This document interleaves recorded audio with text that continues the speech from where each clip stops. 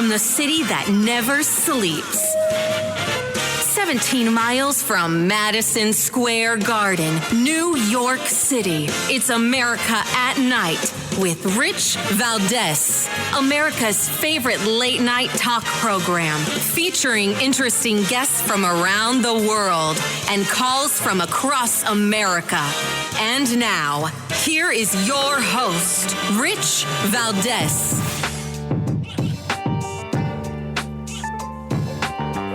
Hi there, good evening, and what's up, America? I am Rich Valdez, Valdez with an S, at Rich Valdez on all of the social media.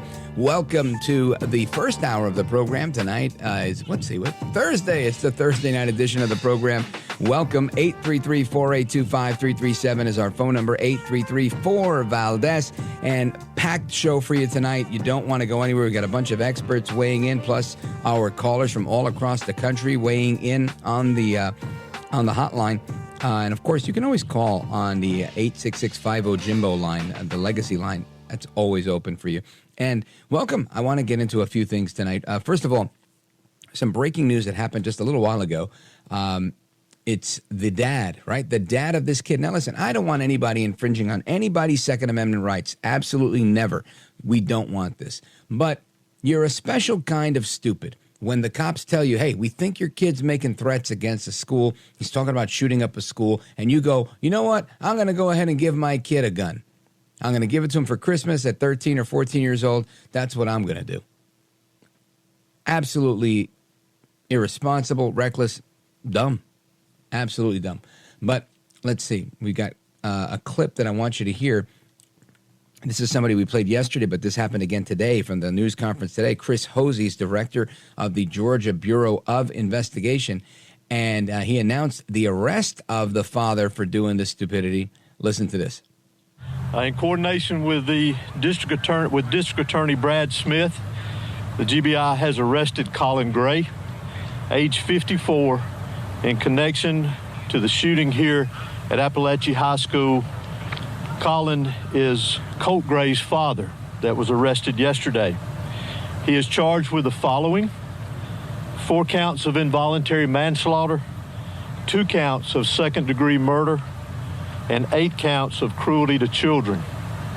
Mr. Gray, these charges stem from Mr. Gray knowingly allowing his son, Colt, to possess a weapon. Again, I only know one side of the story. So if what we're hearing is true, and this guy was told by the police that his son was thought of being a school shooter, and you go ahead and give your son a gun, that's a special kind of stupid, I have to say, right? And you're going to get in trouble, and I think he's been charged now with the capital crime, and that's on him. Of course, innocent until proven guilty, and I can't wait to hear what his defense is and, you know, the other side of the story. I don't want to take anybody's word for granted, but, man, absolute crazy town to think that this is actually a thing, right? You've got to have a special kind of hubris, a special kind of ballsiness to say, oh, you know what, F you. Don't worry about what my kid's going to do. Listen, and I'm a parent, and I could see myself saying something like that, but not something like this. Not something involving a firearm. And if let's say I buy my kid a gun. I want to buy her an AR-15, let's just say. I'm not going to give it to her, put it in her room, right? It's going to be locked up. It's going to be hiding, and when we go shoot, we'll take it. And we could do that, but I'm not going to just, hey, here you go, kid, good luck. Now, I know in some parts of the country, people are doing that. I had a neighbor who was 15. This kid was an expert marksman. He was catching coyotes from, 100 yards away with his AR-15. But he was with his dad. They jump on their quad runner and go out onto their property and do what they did.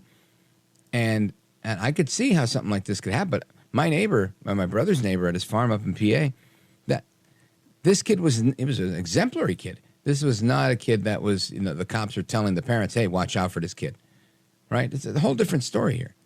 But Sheriff Judd Smith also weighed in on this, and I want you to hear what the sheriff had to say, because this is just really, it's just really something else. I mean, people fight to protect the Second Amendment left and right, and then you hear stuff like this. It's just, really is heartbreaking. Listen to Barrow County Sheriff Judd Smith talking about the remaining victims. Obviously, we're lifting up those families. Our hearts are hurting for them, our kids, our students, our teachers. But the 9 injured, I am very happy to say will make a full recovery. And that's a testament to the response that we had, in my opinion, the response that medical staff responded with, in my opinion. And we're very happy to say that they will make a full recovery. Well, amen to that, right? Thank God that those people are going to recover. But it doesn't change the fact that this is not good, right? This is not good. This doesn't bode well for anybody. People are dead. Others were hurt. For what? And again, I don't know the whole story, but this doesn't sound right. It doesn't sound right. I'm definitely Monday morning quarterbacking here. But you have to at some point say, man, enough is enough. And he had some final words here with respect to this case. This is, again, Sheriff Judd Smith, just talking about how heartbreaking this was. We're heartbroken. A young person brought a gun into a school, committed an evil act, and he took lives, and he injured many other people, not only physically but mentally. But I'm proud of Bexar County. I'm proud of our superintendent. I'm proud of these teachers. I'm proud of these schools. And I'm proud of where I live. And we'll get past this. Well, amen to that. Listen, you got to, tip your hat to some of these guys. This has got to be difficult, especially, school system you grew up in, neighborhood you grew up in. I got to tell you, the left is going to have a field day with this, talking about it's the gun's fault, it's the gun's fault, it's the gun's fault. We're not going to hear the end of it being the gun's fault. We're not. But you know what? We're going to fight nonetheless. That's what we're here to do. We're here to fight the good fight. Anyway, in other news, you've got El Trumpito Donaldus Magnus in my part of the country today in New York City, back in his own stomping grounds at the Economic Club of New York. And he had a lot to say. We're going to get into that and get some analysis on his remarks from Stephen Moore, who is a White House economist himself. He served in the Reagan administration. He also served in the Trump administration. So we'll get reaction to that as well. Then there's a pollster out there, a guy named Lichtman. And this guy, Lichtman, says, well, at least what I saw on the Drudge Report, says that he's handing over the keys to the White House to Kamala Harris because he's calling her the winner. And as much as I don't want to believe that, I want to hear, what's up with this? Is this guy pseudoscience or what? So I want to hear what's the story behind that. We're going to check in with Robert Cahaly. He's a pollster from the Trafalgar Group. He's going to join us a little bit after that. Plus, we've got a lot more to talk about. So I want you to make sure that you've got the number handy, 833-482-5337, 833-4-VALDEZ. This is America at Night with Rich Valdez.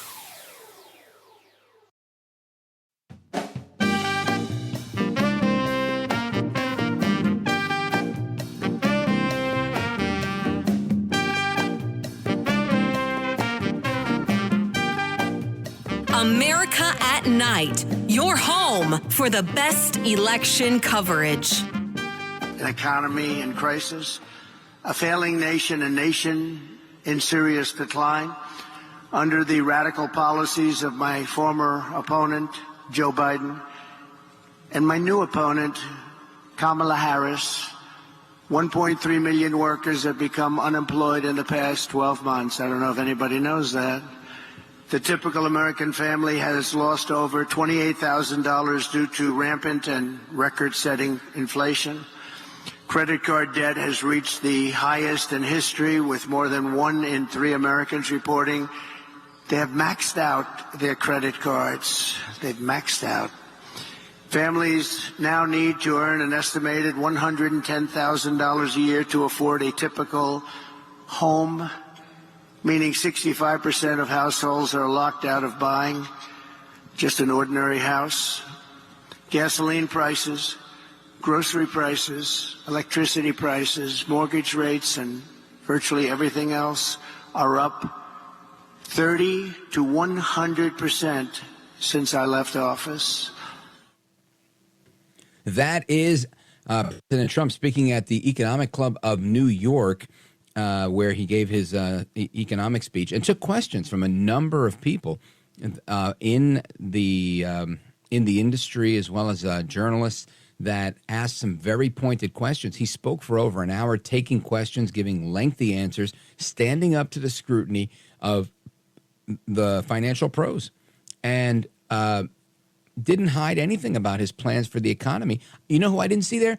Kamala Harris. Kamala Harris. You know who I did see there? El Trompito Donaldus Magnus, the 45th president of these United States. And you got to give him credit for showing up, because that's how it goes. Anyway, I want to get some analysis on this from somebody who knows this better than me, somebody who served in the White House as an economist. He was also an economist to President Trump, economist to President Reagan, and senior economist at the Heritage Foundation. Steve Moore, welcome back, sir. Hey, Rich. It's so good to be with you. Thank you so much. You bet. Now, Steve Moore, you heard Trump's speech. Something I heard in Trump's speech today that I thought was really, really interesting was he took a moment to really clarify his position, or solidify, cement his position on protecting the dollar, saying China's collecting a lot of gold, buying a lot of gold. They're, alluding to the BRICS movement, trying to come and eat our lunch and replace the dollar. And he made, in my opinion, he made it extraordinarily clear that he was going to stand against BRICS and defend the dollar and restore the dollar. Did you take the same message away that I did? Yeah, he believes in the fact that the United States, as the world economic superpower, we need the dollar to remain the world reserve currency. We're a huge, we hugely benefit as a country from that. And the best way to do that, by the way, to maintain America's superpower status and also to maintain the global currency, is to grow the economy and be the number one economy in the world. We've suffered so much under the Biden policies that that is in jeopardy now. And you've got countries like, Brazil and China and India and others that are trying to supplant the United States, and that we can't allow that to happen. I guarantee you, if Trump wins the election, I think he will, the dollar will not be under siege. We're going to get inflation back under control. We're going to make America energy independent. We're going to do much better trade deals. And I'm a free trade guy, but, you have to have the countries playing by the rules. And all of these things are essential. By the way, I wanted to mention, Rich, I'm super excited about this idea, and I've talked to Trump about this in the past, and he's so right about this. We need a waste and efficiency commission to find to root out the hundreds and hundreds of billions of dollars of waste in Washington. Who better to run that than one of the world's great entrepreneurs and businessmen, Elon Musk? I think it's fantastic. And I was just on Fox earlier this evening, and I told Sean Hannity, how can Kamala Harris talk about $5 trillion of taxes before they've even tried to find the waste and inefficiency and duplication and the theft from our federal budget? 100%. I think you're spot on there. And I remember Trump did mention that in his speech. I have a clip of that. Listen to this, Steve Moore. That the suggestion of Elon Musk, who has given me his complete and total endorsement, that's nice, 'cause he's a smart guy. He knows what he's doing. It's very, very much appreciated. I will create a government efficiency commission tasked with conducting a complete financial and performance audit of the entire federal government and making recommendations for drastic reforms. We need to do it. Can't go on the way we are now. Yeah, and he's 100% right. They can't continue this way, Steve Moore. What's your thought on that actually happening once he wins? So it's interesting because I go back to the 80s when, as you mentioned, I had the privilege in the end of the Reagan administration to work for Ronald Reagan. So I've worked for the two greatest presidents of the last 50 years, Reagan and Trump. But Reagan, there was something very similar under Reagan, and it was called the Grace Commission, after Peter Grace, who was a very successful businessman. And at that time, you had all these businessmen and women go through the budget with a microscope and find all the savings that they could find without cutting vital services. And at that time, they found something. I don't remember the exact number, so don't quote me exactly on this, but it was somewhere in the over $300 billion. And so that was in the early 1980s. Can you imagine how big the number is today? Right. I think it's probably over $1 trillion. I mean, in other words, what I'm saying is I think we could cut $1 trillion out of our $7 trillion budget and not cut any important services that, are provided, not Medicare, not Medicaid, not Social Security, not our road programs, not our national defense. And by the way, even the Pentagon, I'm in favor of a strong national defense, but there's huge waste in the Pentagon too. So let's find the waste, and then maybe if we still can't balance the budget, then let's talk about raising taxes. She wants to raise taxes by $5 trillion. She hasn't come up with one penny of spending reductions. Exactly. Another thing she hasn't done is talked about why she paved the way for the Inflation Reduction Act, which did nothing but raise inflation. You better believe it. It was a travesty, that bill. What it really was a kind of a down payment on this Green New Deal. Rich, you and I have talked about that in weeks and months past. Just a giveaway to all these, green. What I call the climate change industrial complex, which is a multi-trillion-dollar industry right now. It's not, and by the way, the green movement isn't really about the environment isn't green. It's about the money. It's the green. It's right. the dollars. Unbelievable. Now, Steve Moore, with a minute and a half to go, I believe Trump really. I think he laid it on heavy today. I think he really separated himself from the competition. Mm-hmm. I think I don't think she can compete with him on this level. He's a businessman and he knows what he's talking about. So this is an important point to end this on. We did a study at Unleash Prosperity that I want people to go to. Just go to unleashprosperity.com. And you may have heard about this, Rich. We looked at the top officials in the Biden administration and around that are advising Kamala Harris, the top 60 people, either doing finance or commerce or business, economic stuff, including cabinet secretaries, et cetera. The median amount of business experience of these people is zero. In other words, Biden and Kamala have surrounded themselves by ideologues, either academics or, career government employees or community organizers or lawyers who know nothing about the economy. And that, I think, explains why they come up with these numbskull ideas, because they have no, like when Kamala Harris says, we're going to have grocery store police going down the aisles of the grocery stores to make sure they're not raising their prices. I mean, these are people who've never made a profit. They've never had a business, Yeah, unbelievable. And the way they manipulate the numbers to say these people have a 400% increase in their profits. I mean, the whole thing is fake, it's phony, it's fraud, and it's sad. Yep. Steve Moore, I want to thank you, brother. But the main point, by the way, is, Rich, yeah. Contrast what I just said with Donald Trump, who's run great businesses. He's employed thousands of people. He's built things. I mean, I don't think it's even a fair contest, frankly. Yeah, me either. And it's unfair to the American people that she's untested, unproven, and untried and won't really stand under any scrutiny. Steve Moore, thanks again, brother. I appreciate you, man. Make sure you check him out at the Committee to Unleash Prosperity. You're a gentleman, a scholar, and a patriot, Steve. Thanks. Thanks so much. Anytime. Take care. You bet. All right, folks, we continue the conversation. There's this guy Lichtman out there. He says, hands down, Kamala Harris is going to win. I've got Robert Cahaly coming up next.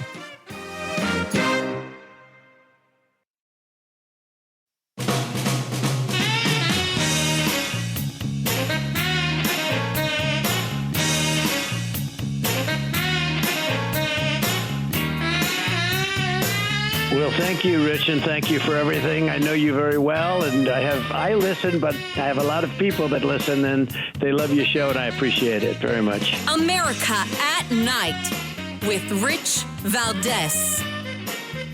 All right, amigos, welcome back, familia. We continue our conversation on what's going on. And, the media is ablaze tonight with this guy, Alan Lichtman. He's a historian. He's got these 13 keys, and he claims to be the Nostradamus, or at least they're labeling him the Nostradamus of presidential elections. I would not, I'm not a betting man, but if I was, I wouldn't be betting on this guy. I just don't know him. And I've been doing this for a long time. I remember his name a couple of years ago, but he's no Robert Cahaly, right? Anyway, speaking of Robert Cahaly's, Robert Cahaly is a senior strategist and chief pollster at the Trafalgar Group. And I want you to hear a clip of Alan Lichtman, historian, talking about why he thinks Kamala Harris is going to be the winner. My prediction based on the keys to the White House system, which has been right for 40 years, is that we are going to have a precedent-breaking president, that Kamala Harris will become the first woman president of the United States. The way it works is the keys are always measured against the White House party. They tap into the structure of elections as votes up or down on the strength and performance of the White House party. Can things change? Of course. I can't predict what's going to happen in the world, and we have two fluid wars, but I've taken that into account in my call. Even if Harris lost both of my foreign military keys, failure and success, she still would be down only 5 keys, one short of the 6 keys that it takes to predict an incumbent party defeat. All right, that is, again, historian Alan Lichtman, and, again, our guest, Robert Cahaly, senior strategist, chief pollster at the Trafalgar Group, who, in my opinion, gets this stuff right a lot more often than Mr. Nostradamus does, a real pollster. Robert Cahaly, let me know, am I giving this guy a hard time for no reason? Well, I mean, I've looked at his system, and there's a lot of parts of it that are subjective. And the thing is, this is a data thing. This is a real data thing. Whenever you allow yourself the ability to put your thumb on the scale, and also, this kind of giving himself an out about the 5, that she wouldn't have all of them for an incumbent party defeat. I mean, it just presumes a lot of different variables, and it'll allow him at some point, if he feels differently, to change his prediction. What I think is more reliable is just looking at the data. I mean, we're proud to have the number one record in the last 2 presidency cycles of the lowest error rate per state in both elections. I mean, our error rate is under 3%. And that our margin there is 3, and that's actually lower than most. But well, that makes a lot of sense. Sorry. Yeah, no, I was just saying it makes a lot of sense that this is why I called you, right? Because I know that you guys have this this pretty stellar track record. And when I say Robert Cahaly to people like John McLaughlin and others, they say, yeah, this guy's solid, knows what he's talking about. This guy Lichtman, other than, the fake news media, I've never heard of this guy. Well, and the other thing I've always tell people, look at the betting markets, because those are people who have real money on the line. And when you got real money on the line, you don't have the luxury of pushing an agenda. And right. we know which polls and which things they take seriously. And it's why ethical people in our business don't participate in that, because we know we can move those markets by what we say. So we can't very well participate in it. Now, I know there's a lot of polls the betting markets ignore, but they don't ignore ours.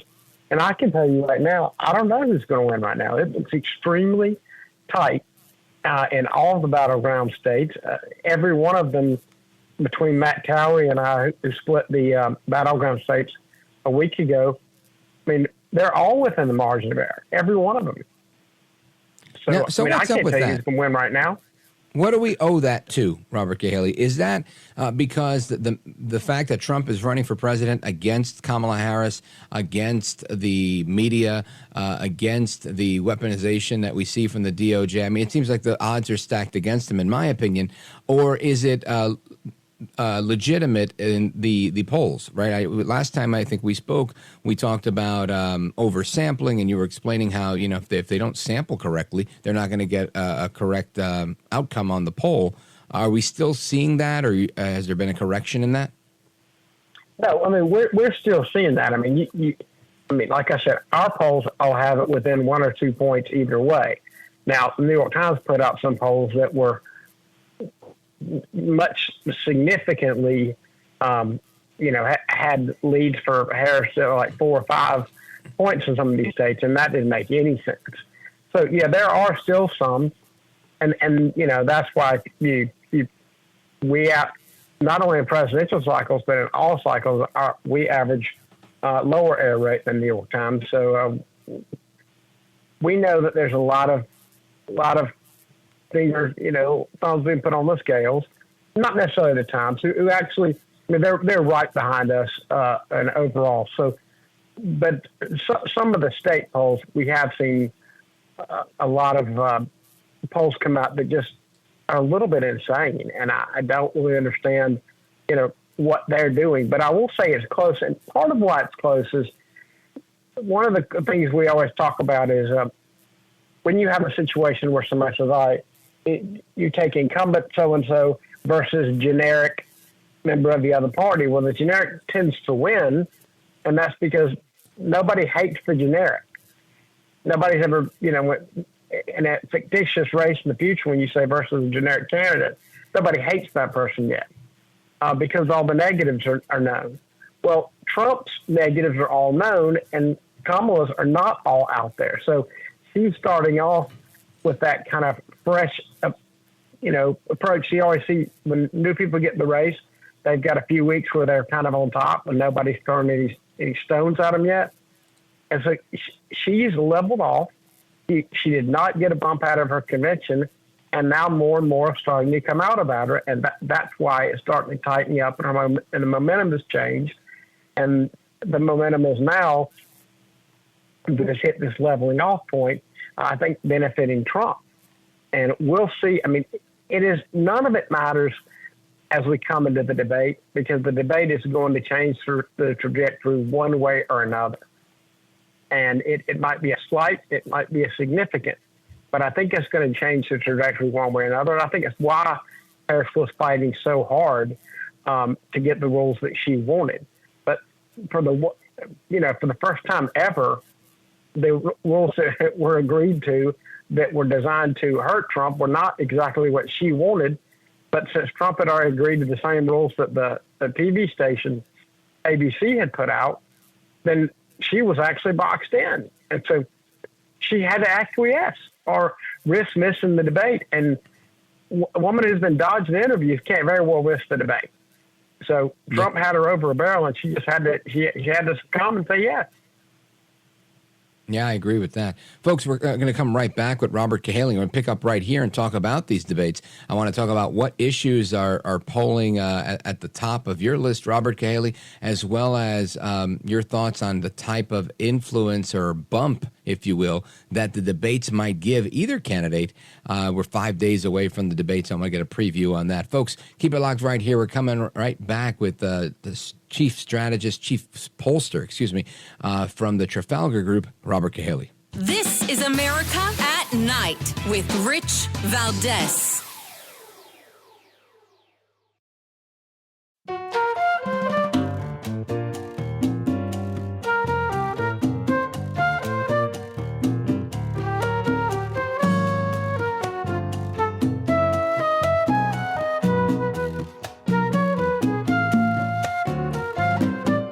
You have experience and skills in interviewing, or you wouldn't be on your program. America at Night with Rich Valdez.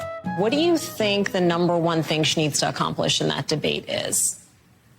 I think she will exude the reason why she deserves to be president of the United States. Confidence on the issues, confidence in her demeanor, her temperament, her inclusion, her willingness to do the work, as you said. And look, I have complete confidence when the country contrasts her strengths and talents and experience, she will come out victorious. And I think debates are an opportunity on a big stage to see how people handle that kind of stress. But I also think what we've seen in the course of the last 6 weeks on the campaign trail and at the Democratic Convention also speak to her qualifications. And she's rolled up her sleeves and she takes her case directly to the American people, and she knows she has to earn every single vote because she's the most qualified person for the job. Okay. I can't help but laugh here. That's Valerie Jarrett, former senior advisor to Barack Obama. She's on MSNBC, and she says that Kamala Harris is the most qualified person for the job, and it's going to show at next week's debate.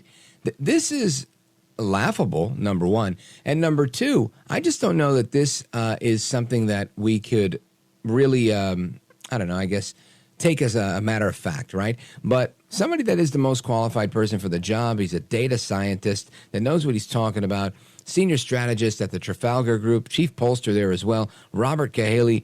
I want you to, I guess in the most politically correct, way that you know how to, help me understand how, I can't think of any numbers that would say that Kamala Harris is the most qualified person for the job. And I'm really curious to know, do you think that the debates are going to help her or hurt her?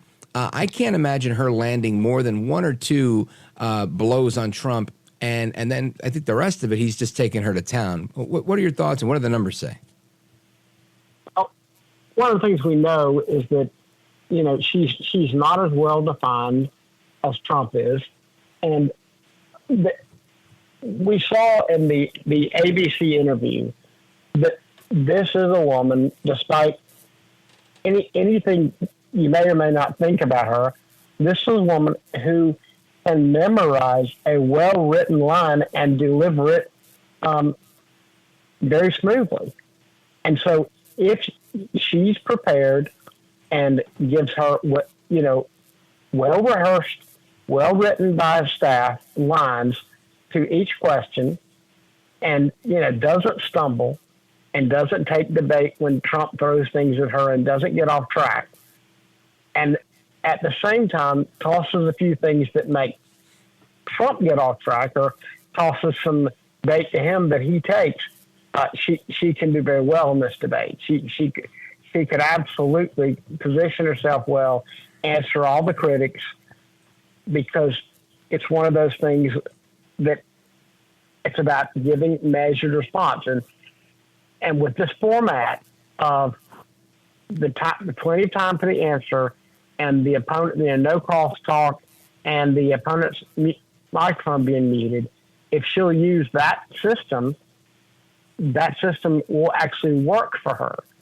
So the question is, can Trump take what she has said and say, I heard what she said on that answer, but she's forgetting that she's been vice president for the last 3.5 years, and right. part of, and she's responsible for this mess.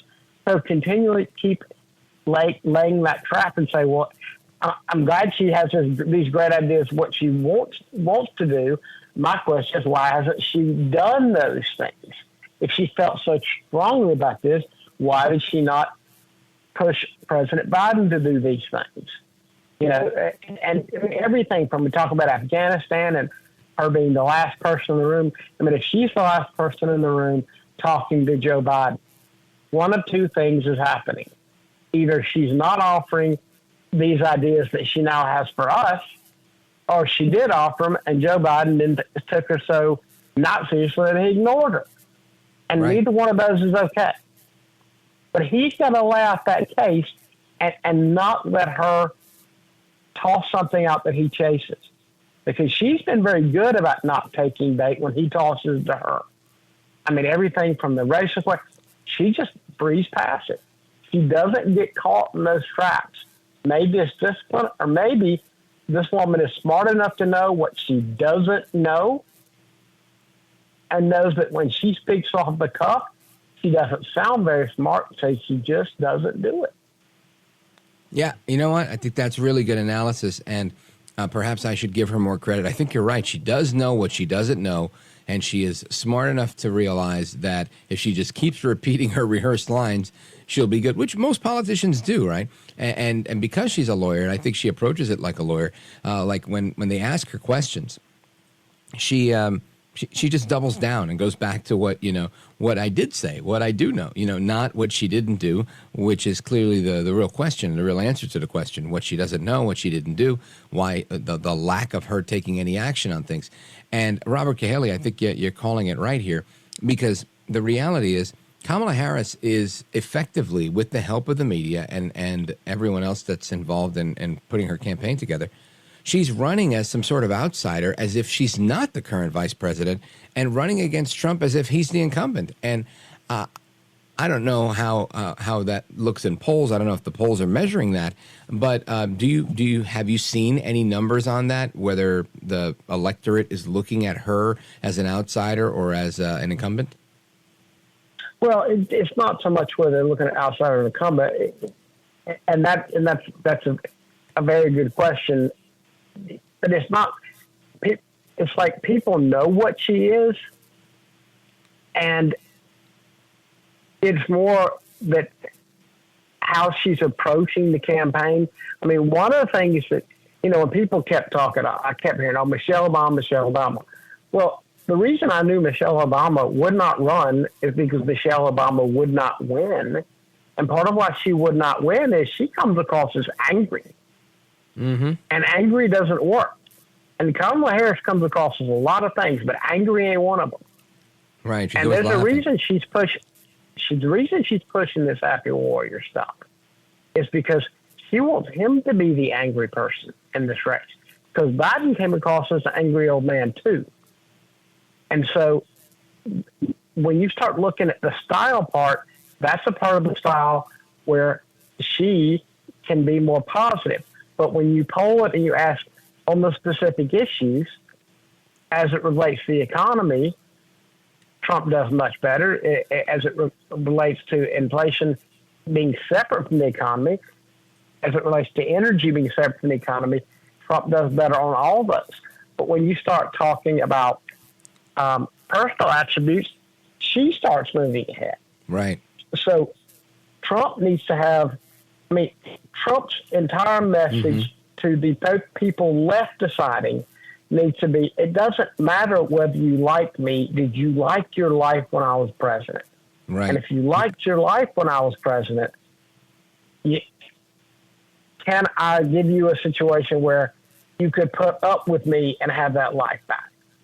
100% right. Robert Cahaly, I with seconds to go, I want to put you under pressure. And I know you said you can't figure out who's going to win in November just yet, but can I present the question as if the election were held today, who wins? If I had to call it today, knowing the Democrats' ability to manage, get out the vote, and everything else that they do around the elections, I would give it to her. Because I just don't think Trump is winning by enough in the states that he needs to win.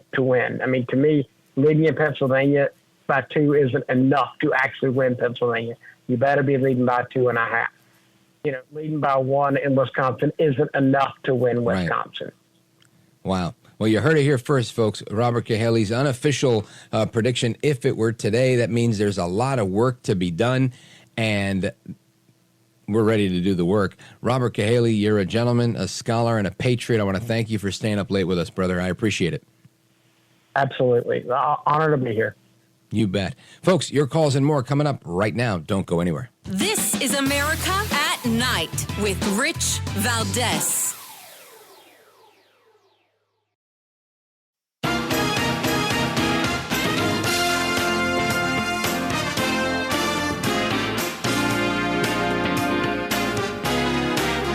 All right, let's go to the phones.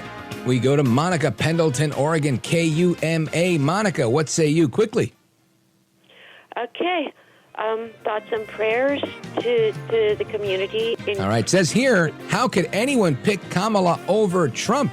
Not anything about thoughts and prayers, but I don't know how anybody could do that. We'll get into that more as we move along. Folks, looking forward to the rest of your calls and more. We're out of time here. Coming right back. Don't go anywhere. I'm Rich Valdez.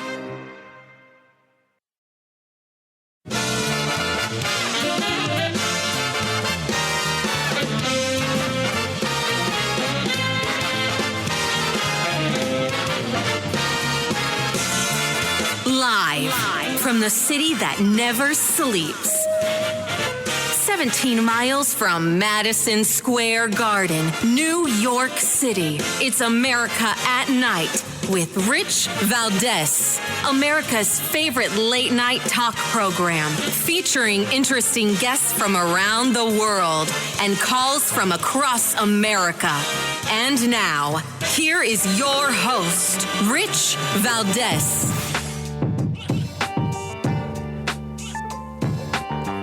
Hi there, good evening, and what's up, America? I am Rich Valdez, Valdez with an S, at Rich Valdez on all of the social media. Welcome to hour number 2 of the program. If you want to join us, we're live and national. The phone number is 833-4825-337-8334-Valdez. And El Trompito Donaldus Magnus, the 45th president of these United States, was in my neck of the woods today. He was in New York City at the Economic Club of New York, giving a speech on economics. And let me see what else happened. The father of the shooter, the 14-year-old shooter of the shooting in Georgia, he was arrested today because apparently he gave his kid, after the police told him, we think your son is making threats about shooting up a school, he decided to give his kid a rifle for Christmas, and knowing that this was a potential risk. That's a special kind of stupid where I come from. And of course, there's a lot more to discuss. We've got Brigadier General Blaine Holt joining us in just a few minutes. We're going to talk about the endorsement of Vladimir Putin. Who did he endorse? Well, you know that already. He endorsed Kamala Harris. That's right, Kamala Harris, vice president, running for president, received the endorsement of Vladimir Putin. And first, I want to talk about something important because we're in a culture war and pro-lifers are losing. Pro-lifers often trumpet the fact that they appeal to audiences with superior intellectual arguments. And they note with disdain that pro-abortion appeals are emotional. They're inferior and they're not even subject to reason. But what many of us, myself included, sometimes forget is that for half of the country, emotional arguments are the arguments that win. And movies make the most profound emotional arguments. They simply have the greatest influence on our culture. And there's a powerful, inspiring story produced recently by Mark Aramian. And the movie's called He Named Him Adam. I want you to listen to this clip from the film. There was no discussion of options other than abortion. There was no discussion of, any kind of emotional issues. I really thought that it was just going to be something just simple, but that's not what happened. Regina's abortion was traumatic. She started to develop signs and symptoms resembling post-traumatic stress disorder. But I started eating. I think I was just basically numbing the pain. She got married, enrolled in law school, but the law school was located right near the abortion clinic. So she was reminded each and every day of what had happened in that clinic. This started to overshadow her life and ultimately ending her law school ambitions. And then, when her marriage was on the brink of collapse, she discovered that she was pregnant again.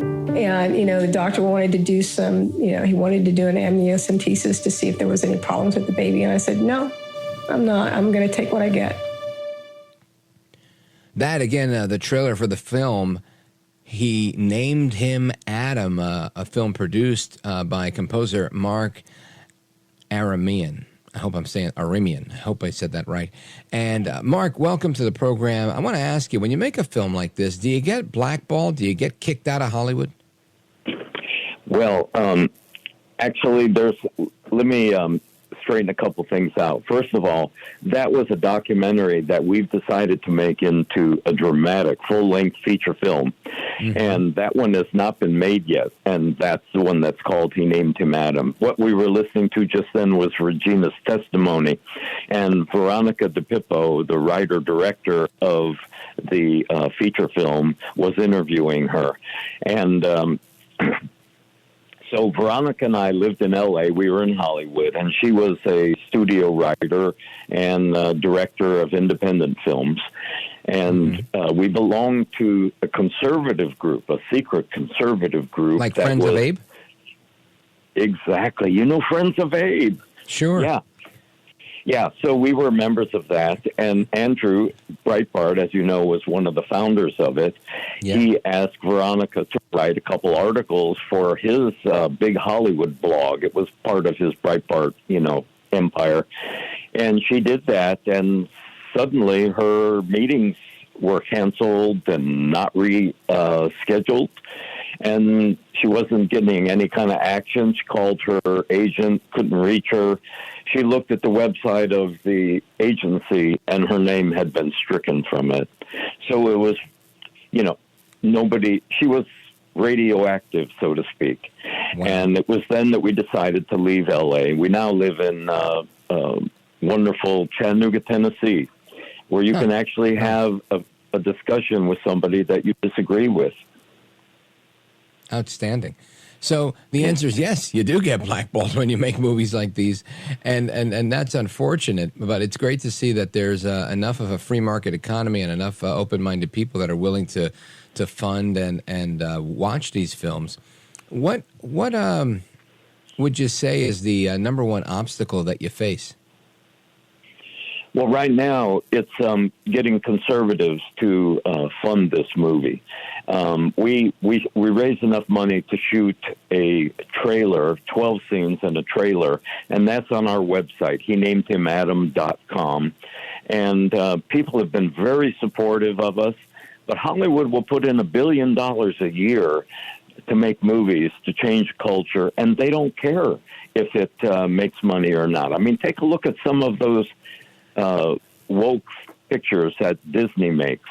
They don't care that they lost money on those things. So conservatives have to step up to the plate so these true stories can be told. You were mentioning earlier about the way people respond to emotional arguments, the way Hollywood does this. They create a story that has a sympathetic character, and this character, somebody you might want to be with, you might want to be their friend, you want to be that person, and this person is the victim of somebody or some institution that has traditional Judeo-Christian values. There was a movie a couple years ago called Unpregnant. It was about this, I think she was maybe 15-year-old girl, got pregnant.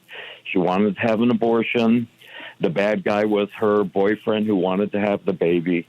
He was a religious kid. He was a Christian. So she goes on the road with a friend of hers to another state because the poor thing can't get an abortion in her state. So it's a road trip movie. And when she gets there, it's like going to a day spa. It's, sweet music and so on. And when it's over, they go and they celebrate by going out to eat. And never once in the movie do they mention that somebody was just murdered. And unbelievable. It's unbelievable. It really is. And Mark, I have to pause for the break here, but I want to make sure that the listeners have the opportunity to support the film. And folks, the film is He Named Him Adam, and go to the website, henamedhimadam.com. I think you make an amazing argument that you have to make an emotional appeal, and film is an amazing way to do it. I wish you Godspeed with it. And anybody listening, if you're a conservative and you're listening, you're thinking, how can I help? Give them a hand and put your hand in your pocket and see how you can help with this film. henamedhimadam.com is the website. henamedhimadam.com. The composer and film producer for the movie is Mark Aramian, a gentleman, a scholar, and a patriot. I thank you, sir. Rich Valdez coming right back. This is America at Night with Rich Valdez.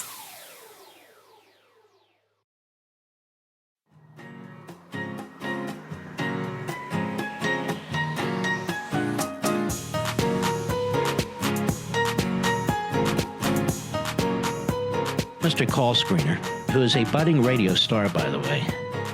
Richie Valdez is terrific. This is America at Night with Rich Valdez. All right, amigos, welcome back, America. Happy to continue our conversation with you. Again, the phone number, 833-482-5337, 833-4-VALDEZ. And I want to talk about some endorsements because this is pretty interesting stuff. President Obama's half-brother Malik says he's voting for Trump yet again. He endorsed him in 2016, in 2020, and in 2024. That's pretty amazing. Trump, of course, getting the endorsement of 8 members of Tim Walz's family. And of course, Tulsi Gabbard, who's been on this program, RFK Jr., who's also been on this program. So Trump's, I think, got the better of these endorsements. But who is endorsing Kamala Harris? Well, last night we played you the audio of Liz Cheney, right? Republican Liz Cheney getting behind Kamala Harris. But who else? That's right. The Russian president himself, Vladimir Putin, weighing in on the U.S. election, putting his support behind Kamala Harris. Check this out. If we can name a favorite candidate, it used to be Joe Biden, but now he is not participating in the election campaign, and he recommended to all his allies to support Ms. Harris. So that is what we are going to do.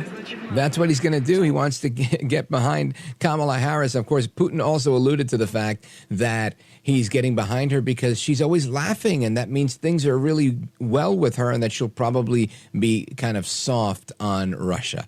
I want to get reaction to this from the international perspective with former Air Force General Blaine Holt, former deputy representative for the United States to NATO. General Holt, welcome back, sir.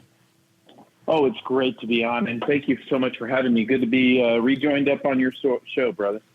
Amen to that, brother. Thank you for being here. I know these things break quickly, these little news bits, and I appreciate you being here as well. And when you heard that Putin was endorsing Kamala Harris, what was your initial reaction to that? Just laughed. I mean, honestly, when you think about how well the bad guys have done over the past 4 years under the Biden administration, when I mean the bad guys, I'm talking about the big four: China, Russia, Iran, North Korea. When you think about how well they've prospered in a weak America that has no strategy, that gets itself into endless wars, can't deter any wars, that is decimating its economy, why would you vote for anybody else? They want 4 more years of this.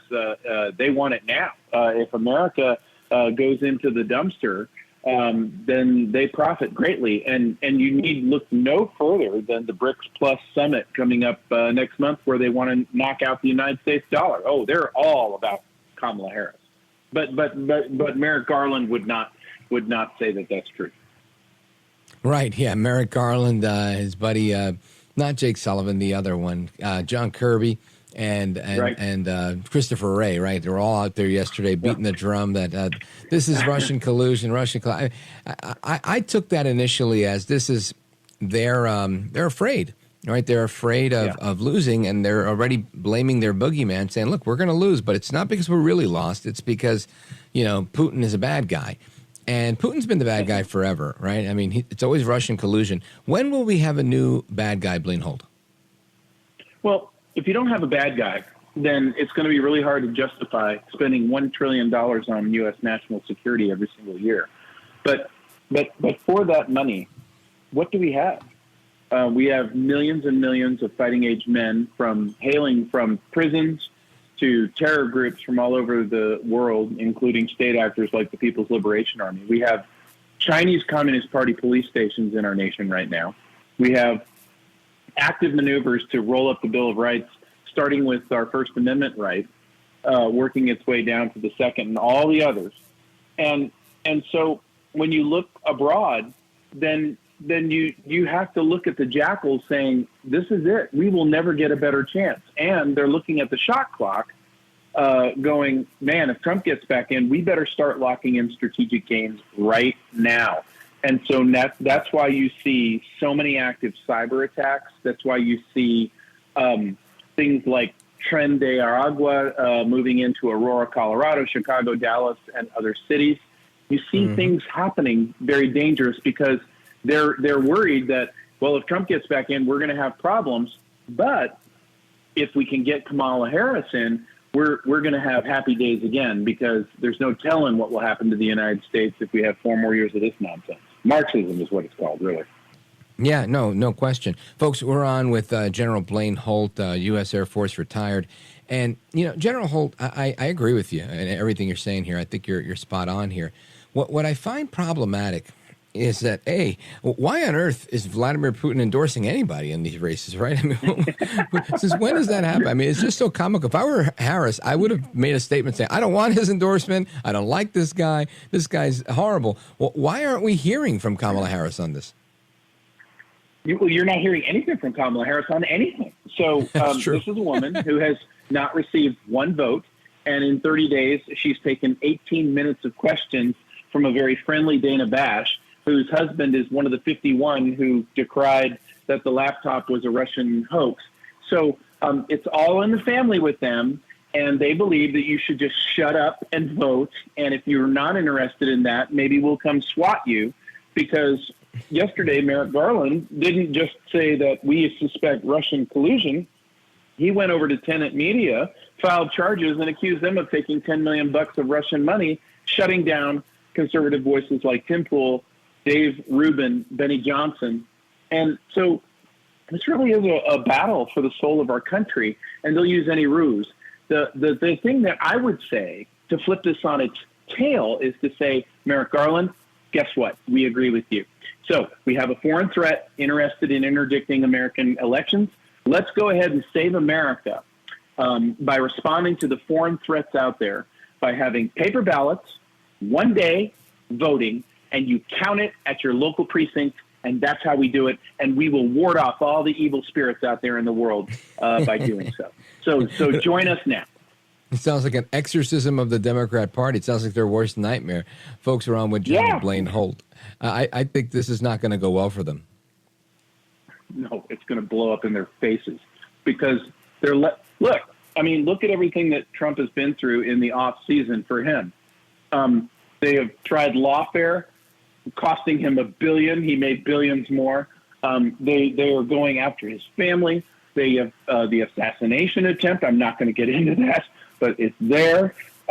This man has been through everything, and guess what? Still standing, not going anywhere. And even the rhinos in the Republican Party who tried to look the other way can't deny that there is a movement in this country, and it doesn't just involve Republicans. It involves Democrats who are looking at the communists saying, I didn't sign up for this. This is not me. And they're saying, you know what? Right. We can't really have a lot of arguments if we lose our country. So maybe we should get rid of the communists, and then we'll get about our normal debate after we've done that. Yeah, 100% right. Folks, General Blaine Holt. General Blaine Holt, I want to, A, thank you for being with us on a moment's notice to cover this breaking news, and B, also to invite you back. I want to get some more in-depth analysis and have you on for a little bit longer this coming week. So thank you for that, brother. I appreciate it. I'm always at your service, brother. You're the man, brother. Godspeed to you. And folks, we continue. There's a lot more to discuss. Very busy news day today. Not only was El Trompito in New York City, but the folks in New York City, oh my gosh, we'll talk about that in a little bit. But the mayor, he's been searched by the FBI. Now there's been a raid on the home of the New York City police commissioner and other close allies to Mayor Eric Adams in New York City. If it wasn't bad enough that the mayor was under investigation, now there's more. Anyway, keep it locked right here. We have a lot more to come straight ahead, more discussion on the news of the day. Our phone number, 833-4825-337, 833-4-VALDEZ. Straight ahead, we talk a little bit more about, I'll leave it for when we come back. Keep it right here. I'm Rich Valdez.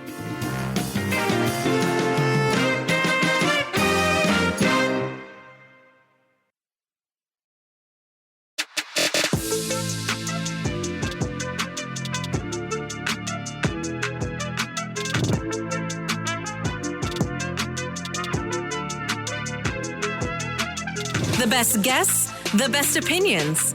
This is America at Night with Rich Valdez.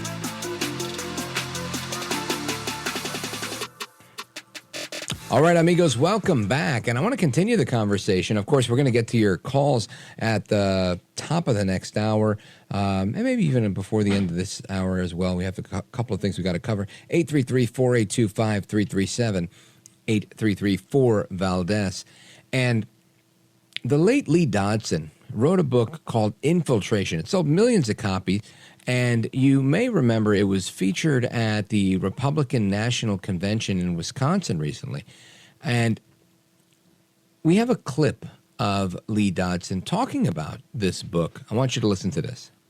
Since I published my book, Infiltration, I've been hearing from law enforcement guys, from public citizens, and underground people asking me whether I thought it was possible for this to happen, Has it happened?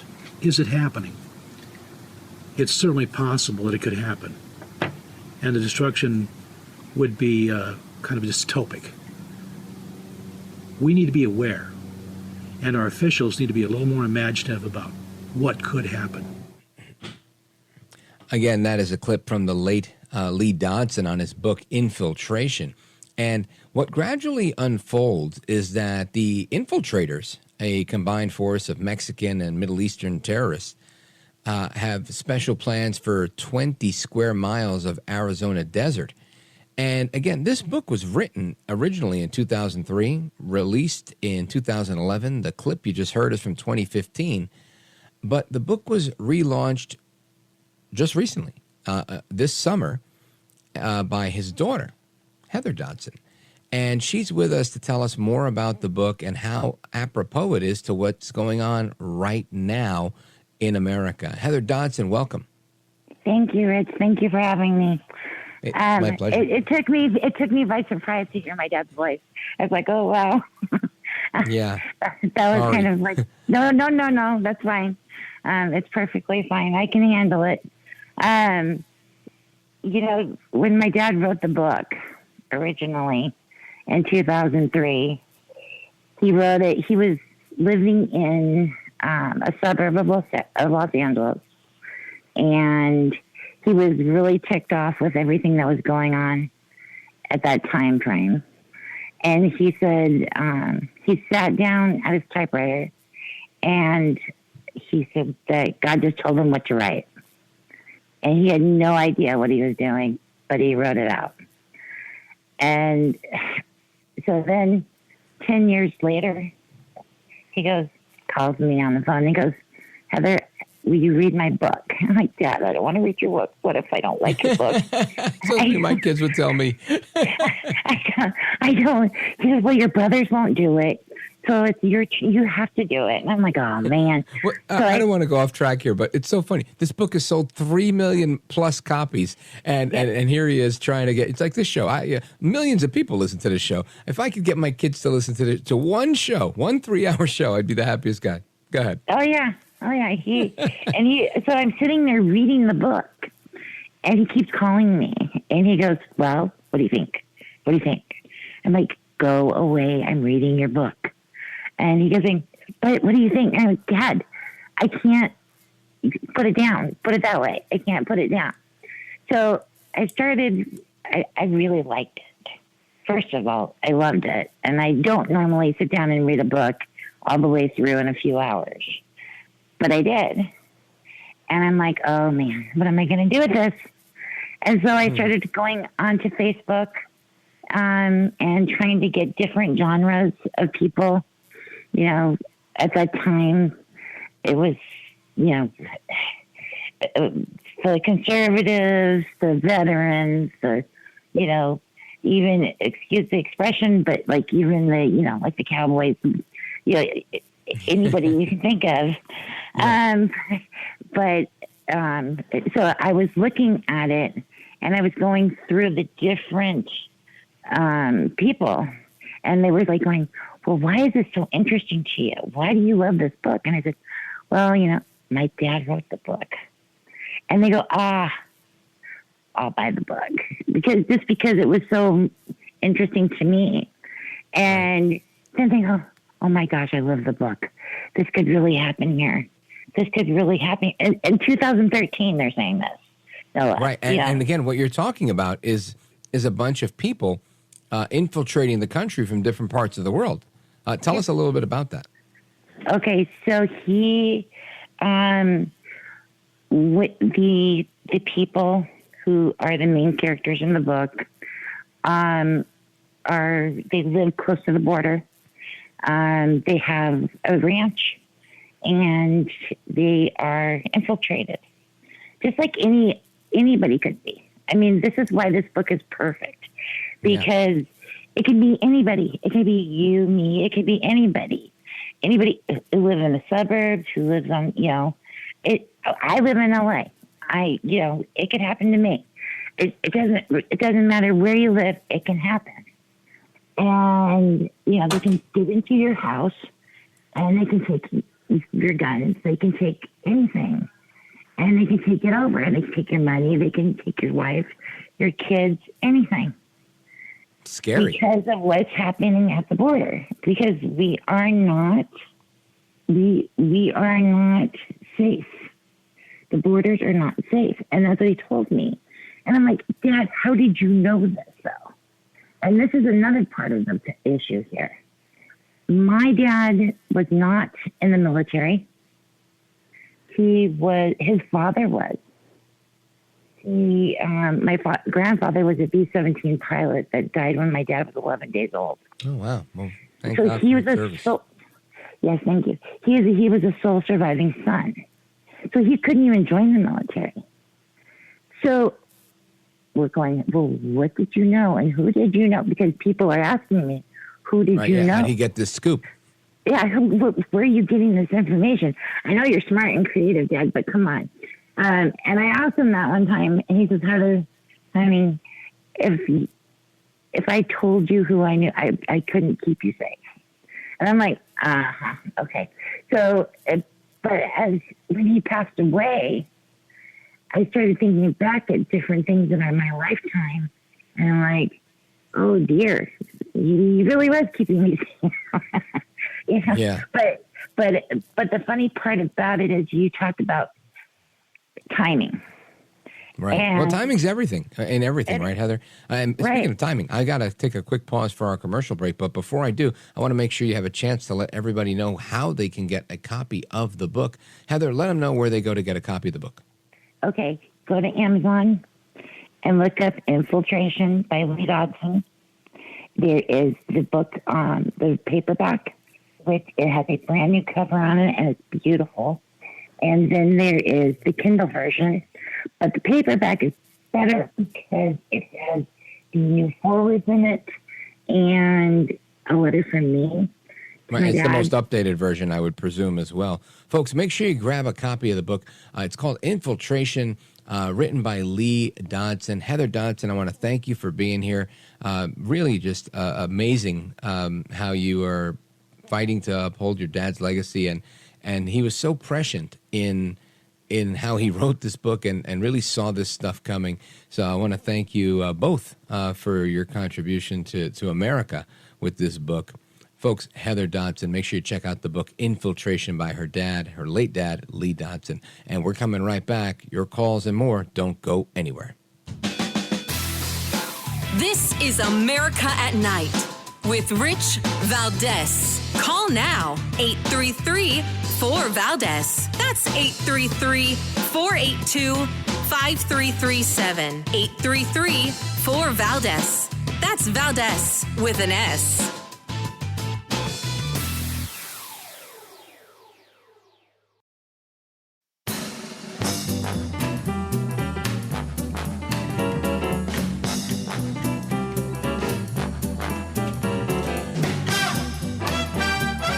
Now, 833-4VALDEZ. That's 833-482-5337. 833-4VALDEZ. That's Valdez with an S. 8.4 million Americans are now working second jobs, the highest in more than 30 years. The real wages of African American workers are down by over 6%, short period of time. The real incomes from Hispanic men are down 6.6%, or $3,600 per year. And on top of that, African Americans and Hispanic American jobs are under massive threat from the invasion taking place at our border.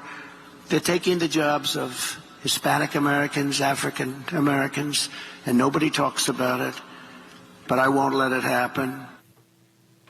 That, of course, is Donald Trump speaking at the Economic Club of New York in New York City today. And he went on for over an hour, taking questions from people, from CEOs, from financial and economic news people. A lot of people in the room today.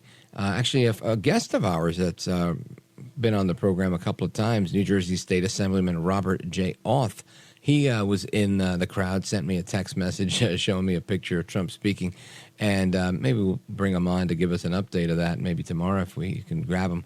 But what's interesting is he was there. He was there with lawmakers and others that were, looking to hear what he had to say.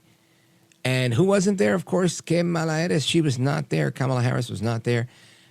Trump was. He was withstanding the scrutiny. He was explaining the policy. And all she does is hide from these things. Now, Trump didn't just stop there. He went on to talk about how Kamala Harris is coming after capital gains taxes. Listen to this. Unbelievably, she will seek a tax on unrealized capital gains. Most people don't even know what that means. What does it mean? She has been after all of this for years, and as everyone knows, she's a Marxist who destroyed almost single-handedly San Francisco, and when she was the AG, California itself, not the same place. People are leaving. They're fleeing like they are in New York. She'll seek out and she will try and get those things if she's elected, and she may very well succeed in getting them. She recently said her values have not changed, and these have really been her values for her entire career. Her values haven't changed. That's what she wants. So she told the truth. And that's exactly what the problem is, right? She's telling the truth. She's telling us who she is. We know that she wants to tax unrealized gains. Now, this is pretty crazy, right? Future income, money you haven't made yet. Insanity. And they've been trying to normalize this idea for a long time. Who's they? The progressive left, the Bernie Sanders of the world, the Elizabeth Warrens of the world, the AOCs of the world. It's that ilk, right? That type of Democrat. I don't think most Democrats would support the idea of taxing unrealized gains or even just raising capital gains tax, period. But that's what's going on. Even Representative Ro Khanna, this guy's a Bernie bro, right? He's a real Bernie bro from California, a Democrat, congressman from California. He was on Squawk Box, the program on CNBC with the guy who's always yelling. And he's trashing Kamala's plan to tax unrealized gains, and rightfully so. Listen to this. Let me tell you why I don't think a blanket tax on unrealized gain is a good thing. I mean, let's say you're an entrepreneur. You create a company. It gets to 100 million or 200 million on paper. Now, if you're taxing that, you're probably going to force that person to sell it. They're probably going to sell it to private equity. Do you really want the entrepreneurs to be forced to sell their companies to larger institutions and to decline in value? I don't think that that's what you want for a startup ecosystem. That would be the unintended consequence. Jeff Bezos wouldn't have to do that. They're going after these very, I think the whole policy is demagoguing to go after these people that they say pay less of a tax rate than their maid does, and they have billions of dollars. I get why, but this is not the right way to do it. And also 95% of investments in startups fail. And so you're going to disincentivize investments in those startups. You're going to discourage the risk-taking that American entrepreneurs take. American entrepreneurs are the backbone of our economic system. They really are. So, in effect, this is in one fell swoop, Kamala Harris, with this stupid policy of hers, will effectively cripple entrepreneurship, ingenuity, and the zeal to thrive, right? The risk-taking, the courage that people are having in America to move forward, to make a better life for themselves and for their families. All of that gets destroyed or quashed, all because of her poor policy, her poor planning. That's unacceptable. That's not the America I want to live in. Not at all. I want to live in a way better America than that one. Anyway, you know what? I had some comments that I made earlier on the Mark Levin show, and if I have time in the next segment, I'm going to share them with you before we get into Open Phone America. Somebody said we should put them out on social media, and I probably will. But if it's a benefit, I'll share it. So keep it locked right here. It's Rich Valdez coming right back.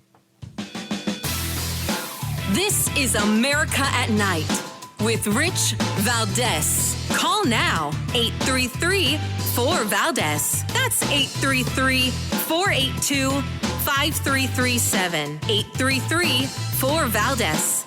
That's Valdez with an S.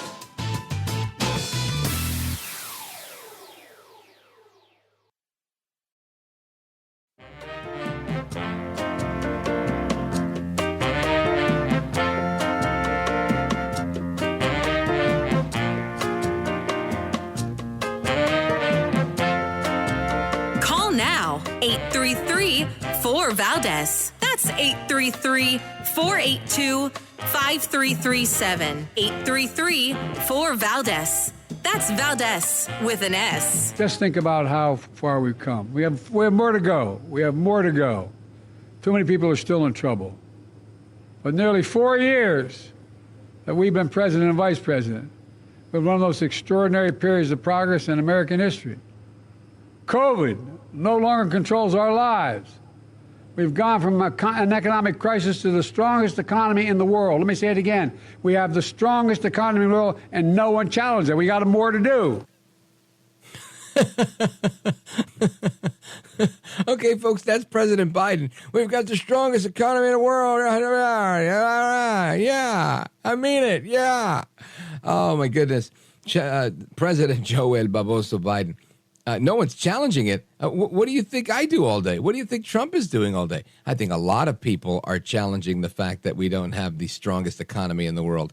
And then he says, as president and vice president, she's challenging it, right? She keeps coming out saying the cost of goods is too high. The cost of this is too high. The cost of that is too high.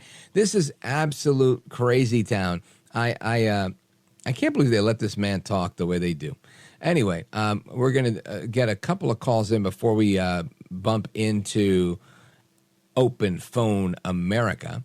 And looking forward to speaking with you guys on that. The phone number for that, again, 833-482-5337, 833-4-VALDEZ. I want to go to Kira, calling us from Highland, Indiana, listening on the 50,000 powerful watts of WLS out of Chicago. Kira, go right ahead. Hey, Rich Valdez, you are my new find on the radio. I love you already. So just been listening for a short time, but I'm glad I found you. I just want to say I came from my... Oh, no, thank you. I came from my mother's 84th birthday. She came to this country at 16 as a displaced Russian immigrant, and her birthday wish is to go back to Russia. Go back to Russia. Now, why? Because they treat people better, she said, in Russia than they do here. So she said if Trump does not win, she wants to go. So I'm preparing my passport, and we are going to go next year regardless. But this Kamala stuff that Putin is doing, my mother watches Russian TV. He is laughing at Kamala and at us as a country. He said, why do we have somebody come in every 4 years? Just keep the guy who makes it work. Why do we do this? And he's laughing at Kamala, and it's embarrassing. Oh, 100%. And, you know, it's funny you said that. I heard the audio. I saw the video of him responding to this. And he's literally laughing when he says this comment that, you know, he says, I'm endorsing her because, you know, she's always laughing and things must be so good. And it's literally an insult.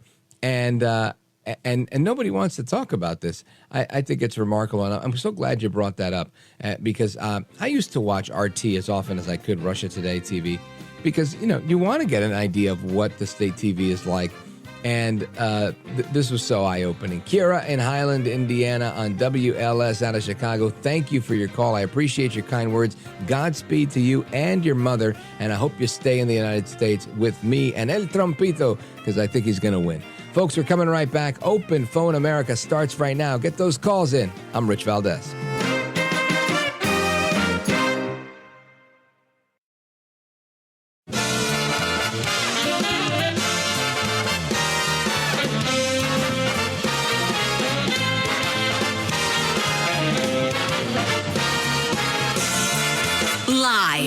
From the city that never sleeps. 17 miles from Madison Square Garden, New York City. It's America at Night with Rich Valdez, America's favorite late night talk program, featuring interesting guests from around the world and calls from across America. And now, here is your host, Rich Valdez. Hi there, good evening, and what's up, America? I am Rich Valdez, Valdez with an S, at Rich Valdez on all of the social media. Welcome to hour number 3 of the program. Our phone number, if you want to join us, is 833-482-5337, 833-4-VALDEZ. And New York City Mayor Eric Adams, he's had to turn over his electronic devices. They've served a search warrant on him. Well, guess what? Now they've come after his closest associates. The FBI has raided the homes of the commissioner of police and other New York City officials. We got a report on that. Listen to this. A testy school's chancellor, David Banks, did not answer questions about the FBI raid on his home in Harlem that he shares with Deputy Mayor Sheena Wright. It is unclear at this time if the raid was targeting one or both of them, but electronic devices were seized from their home. FBI agents on Wednesday also raided the home of Deputy Mayor for Public Safety, Phil Banks, the brother of David Banks. Phil Banks has been entangled with law enforcement before and was previously named by federal prosecutors as an unindicted co-conspirator in an investigation into a police bribery scheme during former Mayor Bill de Blasio's administration. Banks abruptly retired from the NYPD in 2014, but returned to city government after Mayor Eric Adams took office in 2022. Additionally, numerous outlets are reporting that the FBI also raided the home of NYPD Commissioner Edward Caban. A law enforcement source tells Fox 5 that several NYPD executives, including the police commissioner, were told to turn over their phones immediately to the U.S. Attorney's Office with the Southern District of New York.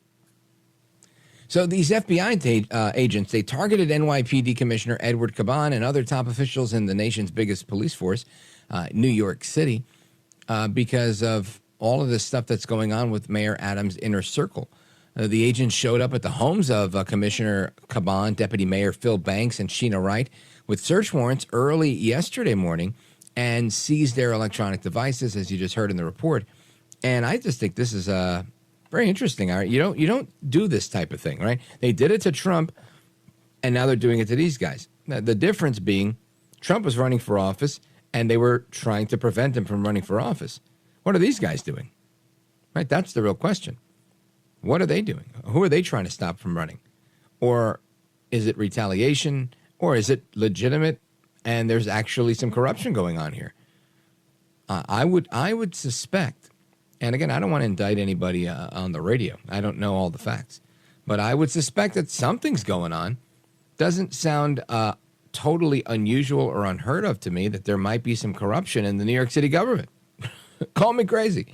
So I'll keep you up to speed on this as it goes. But it doesn't shock me. It just really doesn't shock me. Anyway, I want to get your thoughts and more on a lot of things. So let me see what we got here. Let's hit the phones, shall we? Of course, I want to get your thoughts on everything we discussed tonight as well. We've had chief strategist and pollster from the Trafalgar Group, Robert Cahaly, on talking about the Nostradamus prediction from what's his name, Alan Lichtman, the presidential historian, that says that Kamala Harris is going to win the White House.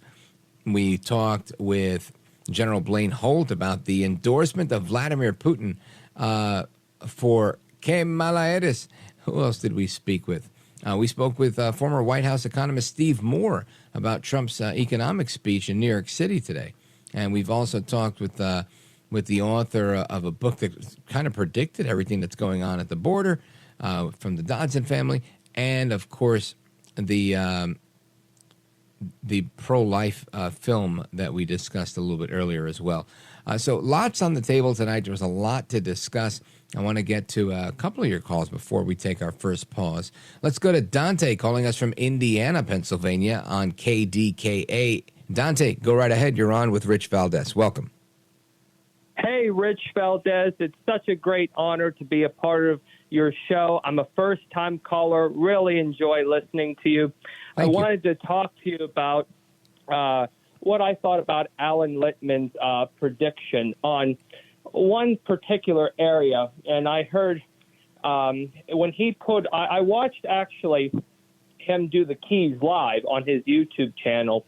And when I seen that how he how he views, like, you have to, the key says you have to have, like, no recession for it to be, for her to lose the key. And I thought to myself, that's pretty, I don't really agree with how he defines that, because I'm from Western Pennsylvania, and literally there's people here that, I've seen Facebook posts of people who sadly can't, even get to buy groceries. They can't afford groceries and all that. So I would just, and I know he would respectfully say that's not how the key defines it. But honestly, Rich, if you look at the economy now, people are struggling. Honestly. Listen, I'm with you. Dante, I don't disagree with you. And I believe that that's truth, right? I really do believe it doesn't matter what you like. It matters how you're living. And I can't imagine. I really just don't. I don't think we're in a borderline situation where people can go, you know what? All right, listen. I may not like paying a little more in taxes, but I'm going to do it. You know when people do that? When they have a little bit more to give. Right now, I don't think people have the more to give. I think a lot of people are tapped out, and they don't want this. And they're like, you know what? If I got to deal with a Republican for the next 4 years, I will. If I got to deal with Orange Man bad, I will. Because guess what? I can't deal with this. I can't deal with Kamala Harris and the Democrats' policies that are breaking people's pockets. And I really feel that there's a number of Democrats out there that feel that way. I know that there's a number of independents that feel that way. And we see it time and again. Cara Castronova from Newsmax TV, every now and again, she goes out there and she hits like the South Bronx and does these man-on-the-street interviews. And I've played a couple on the air. And all I could tell you is she interviews everybody she finds on the street. And these are people of West Indian descent, people that are black, people that are Hispanic, Asians, you name it, all sorts of minorities, women in particular. And they're all saying the same thing. It's costing me hundreds of dollars to go grocery shopping. That wasn't the case in the past. It's that much more. And irrespective of how they report this stuff, Dante, if they say inflation's only 3% or if inflation's only up by 13% or whatever, I think the reality is things are up like 40%. That's what people are paying. And when you have a certain amount of money and you're paying nearly 40% more for something, at some point you're going to say, I can't have all these things, right? There's not enough money to go around to get all the things I used to get. And that's exactly what you're talking about. And no evidence was more true than when we had the owner of the Chicago Cubs on this program. And the guy is rich, for lack of a better word. He owns a baseball team, and he said, my favorite cookies went up to $8 a bag, and I decided I'm not buying those anymore. The guy owns a baseball team. He doesn't want to buy $8 cookies. I'm not ridiculing him in any way. I think he's right. Obviously, he can afford to do it, but he's unwilling to do it. So if people with the means are unwilling to do it, just imagine what the people who don't have the means are going to do. That's a shame, Dante. Yeah. Well, Rich, it's actually, and here's what I find absolutely amazing. One of the things me and my dad love to do, we love to go to the fairs. Like this is our fair season right now in Western Pennsylvania. We go through the countryside, Rich. We see so many Trump signs. We see flags that say Trump, make America great again. We've only I tell you what, we've only seen like 3 Kamala signs. It is absolutely amazing. But, I think what I truly believe, I think if Trump really has a good debate, I think he can do this. But I tell you what, we as a country, I tell you what, I got saved by my Lord in 2020 during the pandemic. Jesus Christ saved Amen. My own. I just got out of high school. This was the first time I voted, and literally it was absolutely. I really do believe, Rich. Also, this country, people always debate over, what made America great. And this is coming from a Gen Z. I'm Gen Z. This is myself. Yeah. What made America great is God. That is the founding fathers relied more on the Bible. In fact, there was an article that came out about 5 to 6 years ago that said the Bible is more of our founding document more than the Constitution is. Interesting. And you know what? Obviously, our founding documents are all guided by men that were, most of them were Christians. The ones that weren't were deists, for lack of a better word. And you're right, that these men were all big thinkers from the Enlightenment, following other big thinkers of the Enlightenment. And this was the time where people were closest to God. So I don't doubt that for a second. And it's a statement that I think I can agree with, at least philosophically, for sure. And Dante, again, thanks for the call. Congratulations on all of your success. I appreciate you joining the program tonight. We're going to get to the rest of your calls and more. Shout out to KDKA, by the way. We got calls from Idaho, Ohio, and more. The phone number is 833-482-5337, 833-4-VALDEZ. This is America at Night with Rich Valdez. Call now, 833-4-VALDEZ. That's 833-482-5337. 833-4-VALDEZ. That's Valdez with an S.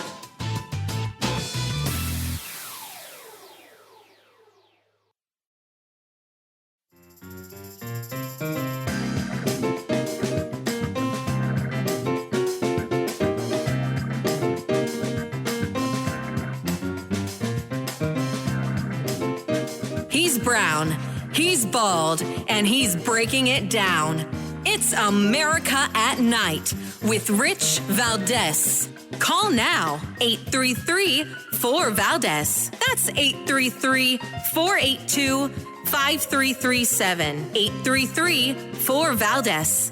That's Valdez with an S. She's been part of the Biden administration. I mean, she has been part of the Democrats have been in control of the country for the last 3 going on 4 years. And you are still seeing this in the polling. I mean, these working class voters are telling us right now that more of them are with Donald Trump than Kamala Harris. Why? What is it about what you guys have been doing for the last 3+ years that explains that?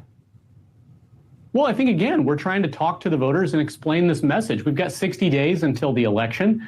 We don't have time to sit around and think about why over the last few years certain things may have happened or may not have happened. We've got to go win an election. And the vice president's doing that by talking about her economic vision. And it's really different. It's really different. It's a new way forward, not only for the Democratic Party, but for the country. It's really different. Okay, can you tell me what is really different? I got the capital gains rate, but what else on the list makes it really different from what was going on the past few years? Sure, she wants to take into effect the first national law to take on corporate price gouging. She's talking about holding bad corporate actors accountable for their role in taking up prices on people at the grocery store, at the gas pump, all across this country. There are distinctions here in this candidate's message that she is sharing with the country every single day, and she's out there on the trail doing it while Donald Trump's talking about trickle-down economics. Do you think for a second that this guy, his name is Ian Sams, by the way, spokesman for the Harris-Walz campaign, do you think for a second that he even believes what he's saying? I don't. I don't believe that. The fact that what makes this different, what makes Kamala Harris different from Joe Biden, and kudos to CNN host Casey Hunt, who, like a broken clock, is right twice a day, right? She did the right thing here. That was the right question to ask. That was the right follow-up. She said, how is this different? How is she different? That's my question. How is she different than Bidenomics? When it's working, Joe, we did it. Bidenomics is working. Right? While she's talking about the wheels on the bus go round and round and all the other crazy things she talks about. This to me is crazy. It really is. The fact that this man is on television trying to make the case that she's going after bad corporate actors for corporate price gouging. I've got news for you. Why weren't they doing price gouging during the Trump years? Why is it all of a sudden now that she's in office, that she's the de facto president, vice president, why on earth is it now that everybody's deciding to be a price gouger? I don't think they can answer that. Because the reality is, look, when I go to buy something, I'm not getting ripped off by price gougers. I'm getting ripped off by my government. My currency isn't worth what it used to be worth, so we need more of it to go around. Inflation isn't that difficult to understand. Unbelievable. I got to tell you, when people insult my intelligence, and I don't think I'm the smartest guy, I really don't, But I mean, when you start to patronize me and, and pee on my leg and tell me that it's raining, I'm going to take offense to that. I'm not just going to say, no, don't. I wasn't born last night. I might have been born that night. No, I'm not going to do that. I'm going to get angry. I'm going to get angry because you can't do that to people. You can't take advantage of people and just think it's okay. It's not. And in this situation, this is not okay. Good on Casey Hunt for asking those questions. And this guy, Ian Sams, what a clown. Absolute clown. He needs that little... He needs that song playing right behind him because that's the stupidest thing I've heard. To say that, well, what's different about her and Biden is that she's going to have a federal ban on corporate price gouging. Are you kidding me? I don't even think the progressive left believes that when they hear it. Absolute insanity. Let me see. Where are we going? Let's go to Lisa, New Bern, North Carolina, WTKF. Lisa, go right ahead. You're on with Rich Valdez. Welcome. Hey, Rich. Hola. Love your show. Thank you. It. I've been listening for at least 2.5 years. I'm from Rockland County, New York. Oh, cool. My brother's in East Rutherford. I hear oh, my gosh. I was in East Rutherford. I go to church in East Rutherford. He's like 15 miles from Meadowlands. Anyway, I'm on the coast of North Carolina, and I'm really sure that we're going Trump like we did for the last 2 elections. I hope so. From your lips to God's ears, Lisa. I don't want to bash Kamala because most people know, except half the Democrats.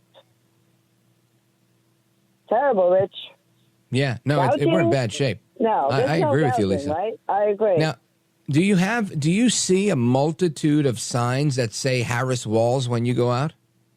Never. Never. I bet you don't in North Carolina. Not around here. Not around here. And I'm on the coast. Right. I'm surrounded by rivers and oceans and Morehead City and Oklahoma. Morehead City. We used to have our buddy Matt that used to call us from Morehead City, 80 miles north of Morehead City. That's beautiful. He calls Stearns, yeah. I mean, I'm like 45 minutes away. It's beautiful down here. Yeah, let me tell you, I love North Carolina. Thank you for what you're you doing. bet. My 11-year-old grandson's a Trumper. Trump came down in 16 or 15, and my grandson was 5, and he was at the YMCA, like an after-school program. And Trump showed up at the church, a big church, Temple, that big church. It was just divided by a parking lot. Well, my grandson was not picked. That's the first time he heard about President Trump, or Trump. He was 5 years old. Outstanding. Well, Lisa, thank you for the call and your kind words. I appreciate it. And Godspeed to you guys in WTKF country. And shout out to my buddy Matt, who I haven't heard from in a while. Hope he's all right. Folks, we're coming right back. The rest of your calls and more. It's Open Phone America, and I got a lot to discuss. Don't go anywhere. We got calls from Ohio, Utah, Idaho, and more coming in. Don't go anywhere. It's me, Rich Valdez, coming right back.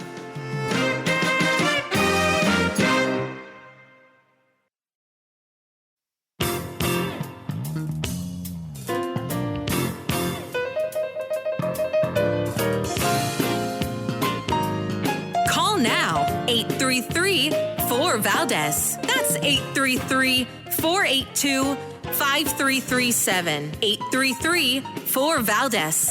That's Valdez with an S. Freedom is never more than one generation away from extinction.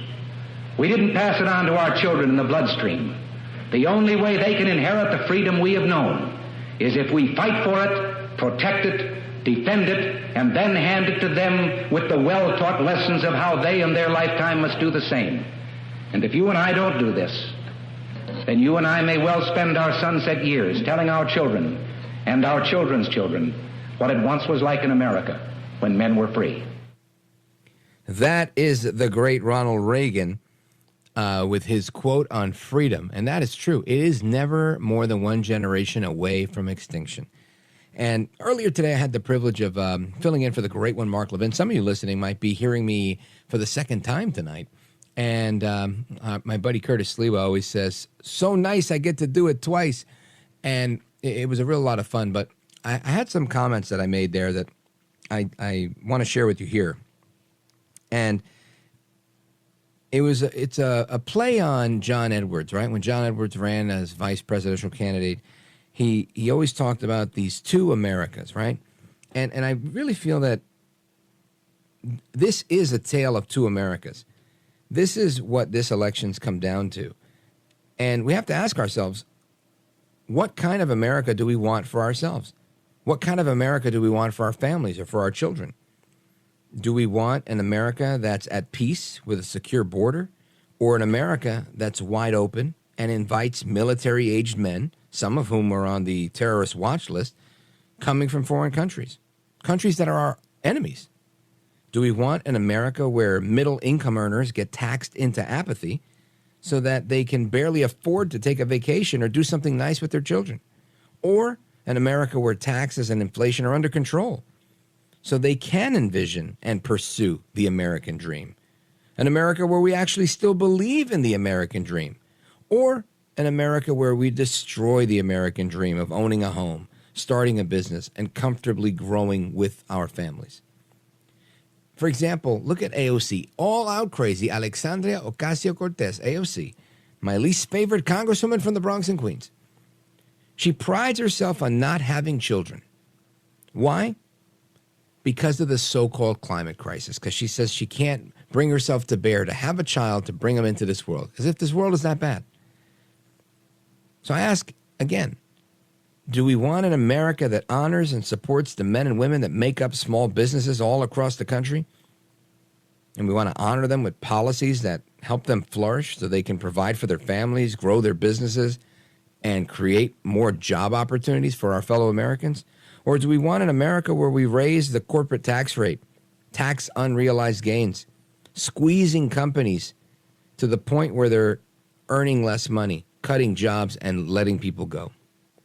Do we want an America where little boys and girls can dream to be whatever they want, right? To go to the moon, literally become an astronaut, a physicist, the next scientist to come up with a huge breakthrough cure for some catastrophic illness?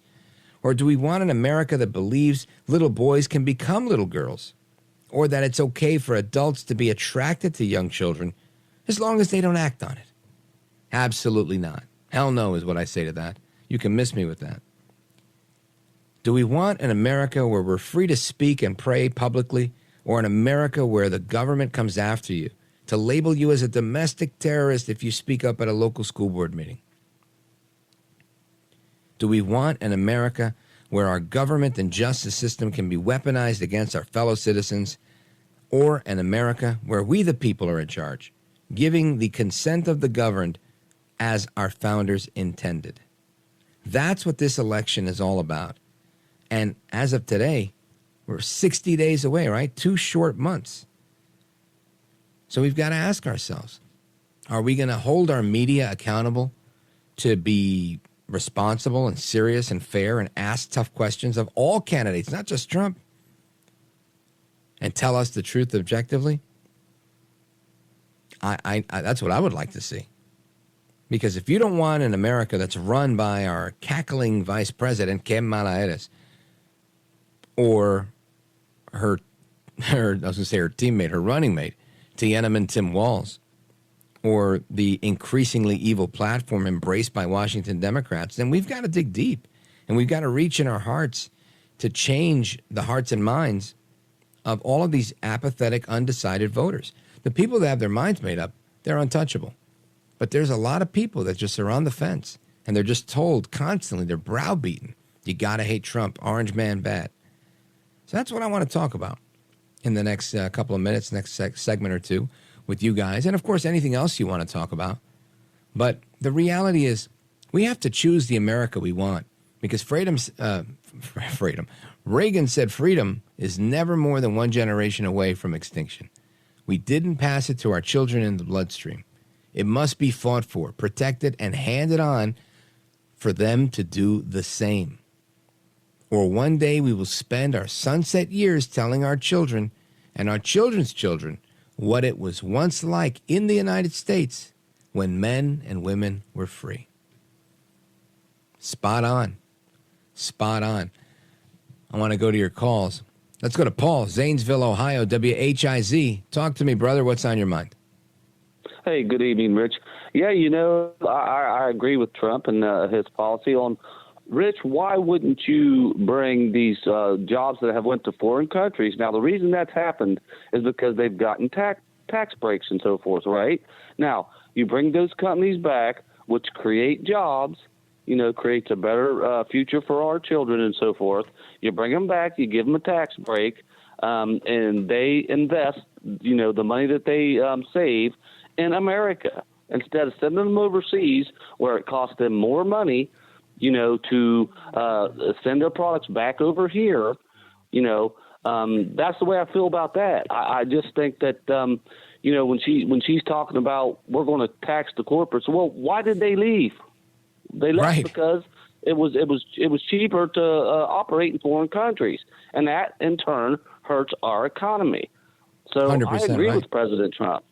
Yeah, and that's what I got to say on that. And then I have one more thing to say after you. Sure, go for it. Probably going to leg me on this one. Okay.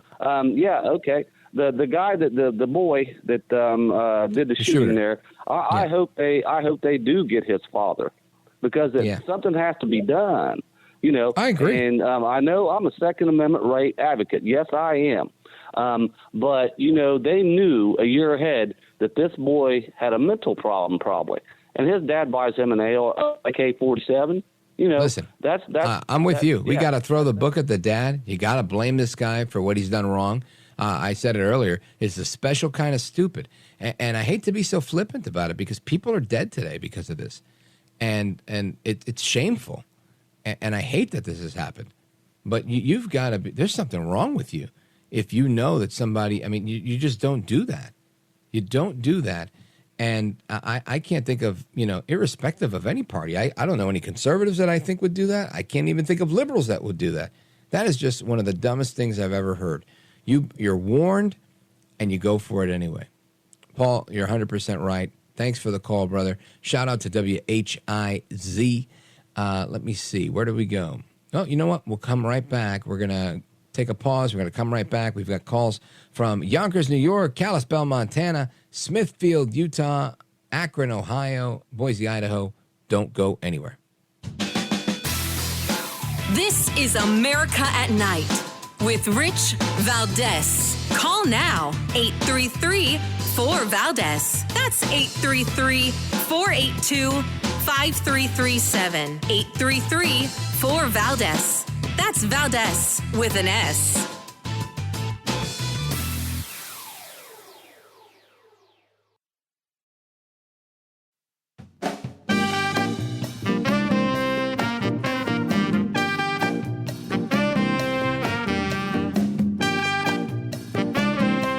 When you're on the air, I feel like I'm sitting across the table from you as I puff on a cigar and have a late night espresso. I feel like you're in my home. America at Night with Rich Valdez. An economy in crisis, a failing nation, a nation in serious decline.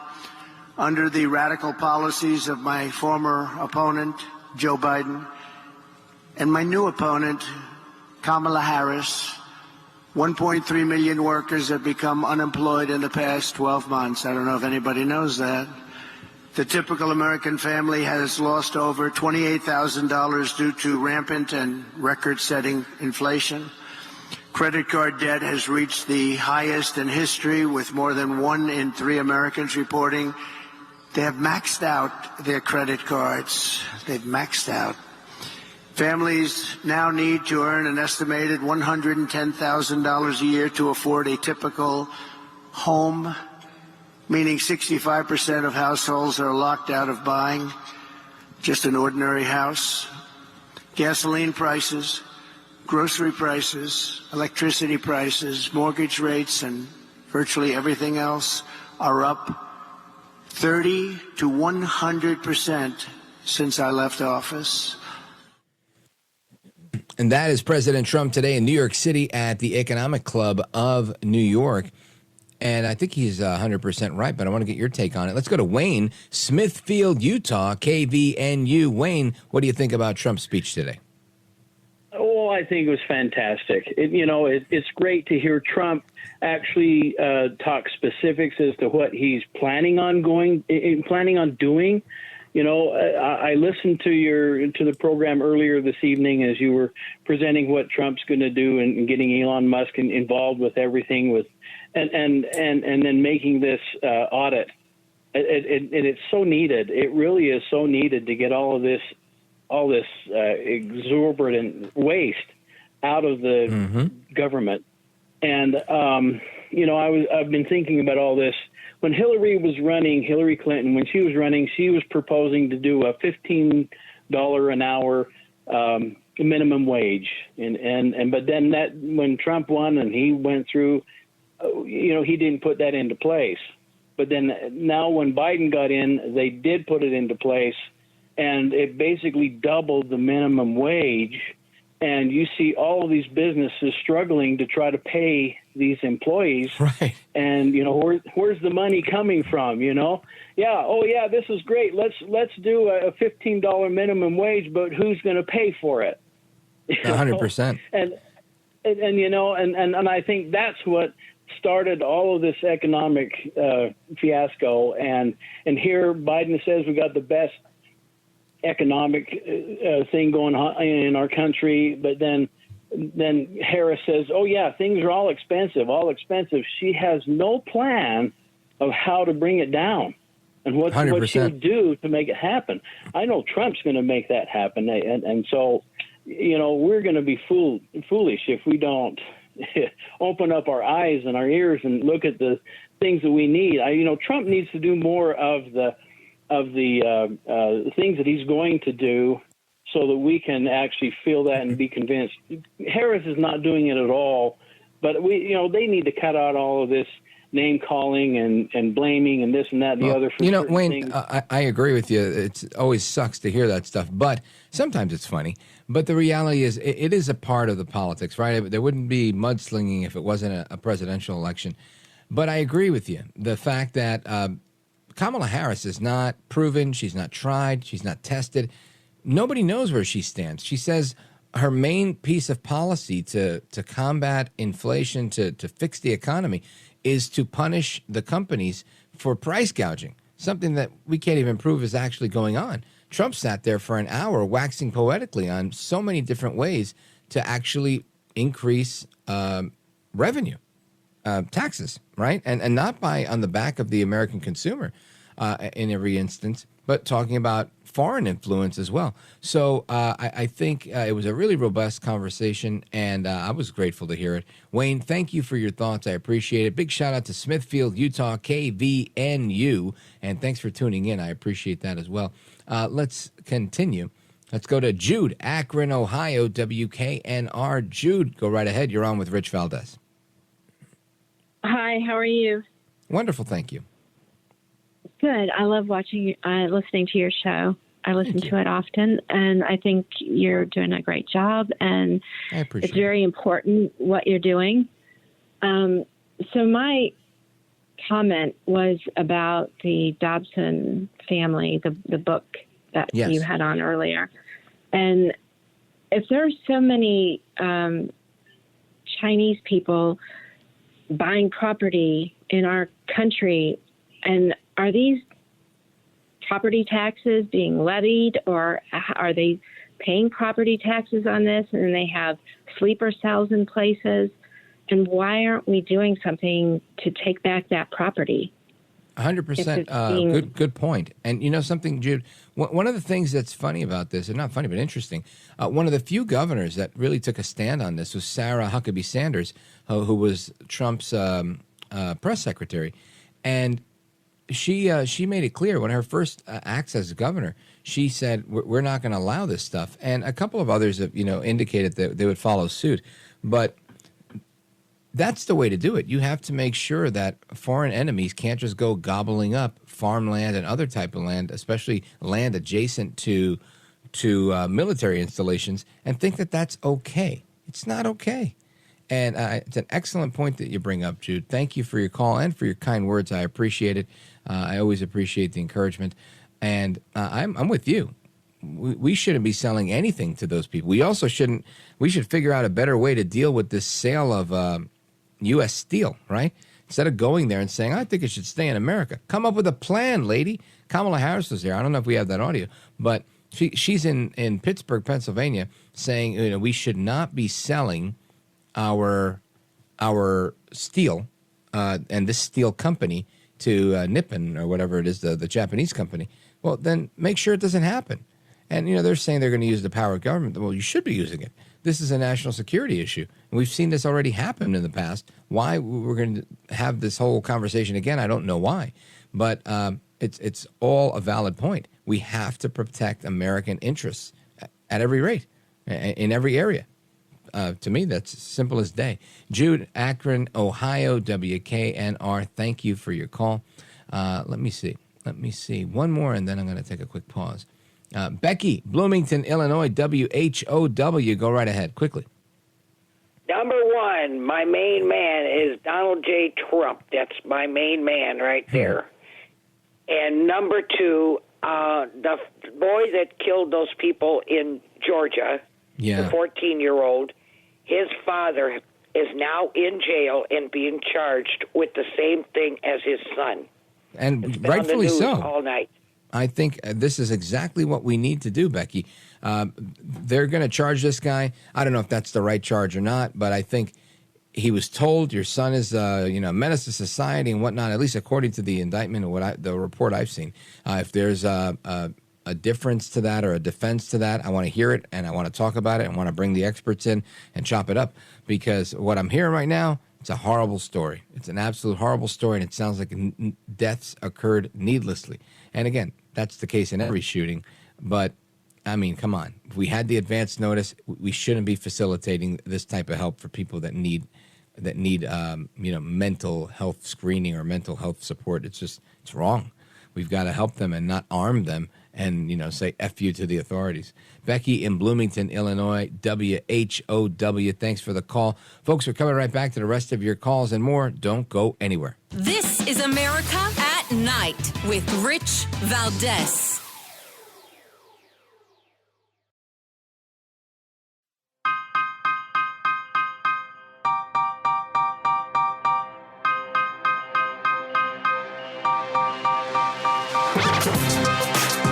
All right, I want to go to John in Horseshoe Bend, Arizona, streaming the show, richvaldez.com. John, what do you want to say about the Second Amendment, and who should people be voting for? Well, I'm voting for Trump. I think the Second Amendment is great. I think we have too many shootings, and we need to put a cinch on that and get that taken care of.